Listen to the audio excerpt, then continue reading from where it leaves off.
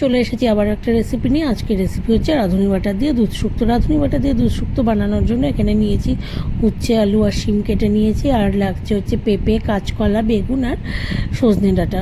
এছাড়া লাগবে বড়ি। প্রথমেই আমি সাদা তেল দেবো, তেল গরম হয়ে গেলে গিয়ে বড়িগুলোকে ভেজে নেব। কিন্তু বড়ি ভাজা হয়ে গেলে গিয়ে আমি উচ্ছে আর বেগুনটাকেও ভেজে নেব, কিন্তু না হলে উচ্ছেটা একটু তেতো হয়ে যাবে গিয়ে আর বেগুনগুলো একদম গলে যাবে গিয়ে।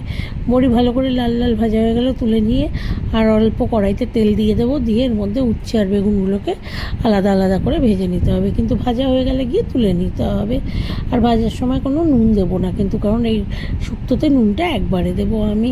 যে উচ্ছে ভাজা হয়ে গেল গিয়ে এবার এই তেলেই আবার বেগুনগুলোকেও ভেজে নিচ্ছি, নিয়ে বেগুনগুলোকেও তুলে নিতে হবে। এরপরে কড়াইতে আবারও অল্প সাদা তেল দিয়ে দিতে হবে, কিন্তু বেগুনগুলো ভাজা হয়ে গেলে গিয়ে, আর বেগুনগুলো খুব বেশি ভাজা হবে না, এরকম হালকা লাল হলেই হয়ে যাবে গিয়ে। কড়াইতে আবার অল্প সাদা তেল দিয়ে আমি দিয়ে দিলাম 1 চামচ মতো মেথি ফোড়ন। মেথিটা একটু ভাজা হতে দিতে হবে। তারপরে এর মধ্যে কেটে রাখা সব সবজি, আলু, কাঁচকলা, পেঁপে, সজনে ডাঁটা আর শিম দিয়ে দেবো, কিন্তু দিয়ে এটাকে লো টু মিডিয়াম ফ্লেমে 5 থেকে 7 মিনিট একটু ভাজা হতে দেবো ঢাকা দিয়ে। এই সময় কোনো নুন টুন কিছু দেবো না, কিন্তু এই ভালো করে ভাজা হয়ে গেলে এর মধ্যে আমি দিয়ে দেবো আদা আর রাঁধুনি বাটা। যেহেতু শুক্তোয় আদাটা ভালো লাগে তাই আদাটা একটু বেশি দিয়েছি, 2 ইঞ্চি আদা আর 1 চামচ রাঁধুনি বাটা দিলাম। দিয়ে এটাকে ভালো করে মিশিয়ে আবারও 5-7 মিনিট রেখে দিতে হবে। তারপরে আমি এর মধ্যে ভেজে রাখা বেগুন আর উচ্ছেগুলোকে দিয়ে দেবো, দিয়ে ভালো করে মিশিয়ে নিয়ে এর মধ্যে দিয়ে দেবো আমি পোস্ত বাটা।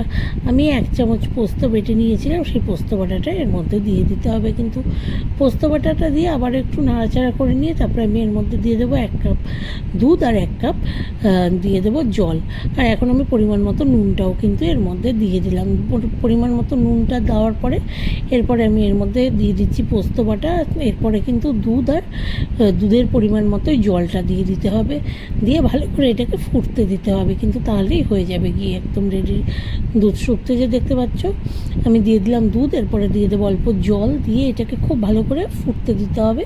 আর এই সময় আর ঢাকা দেওয়ার কোনো প্রয়োজন নেই, কারণ সব সবজি সেদ্ধ হয়ে গেছে গিয়ে। কিন্তু ভালো করে ফুটে গেলে গিয়ে এর মধ্যে আমি দিয়ে দেবো ভেজে রাখা বড়িগুলো দিয়ে 2-3 মিনিট ফুটে গেলে গিয়ে শেষে দিয়ে দেবো 1 চামচ ঘি, দিয়ে এটাকে কিন্তু নামিয়ে নেব। এই রেসিপিটা গরম ভাতের সাথে খেতে খুবই ভালো লাগে। প্রথম পাতে যদি এরকম একটা দুধ শুক্তো হয় এই সময় খেতে খুবই ভালো লাগে। রেসিপিটা যদি তোমাদের ভালো লেগে থাকে তাহলে একটু লাইক করো, শেয়ার করো, কমেন্ট করো সবাই।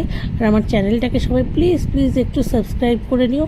সবাইকে অনেক অনেক ধন্যবাদ এই রেসিপিটা দেখার জন্য। দেখতে পাচ্ছ একদম অনুষ্ঠান বাড়ির স্টাইলে কিন্তু দুধ শুক্তো রেডি হয়ে গেল কি। আবারও বলছি, লাইক করো, শেয়ার করো, কমেন্ট করো আমার চ্যানেল।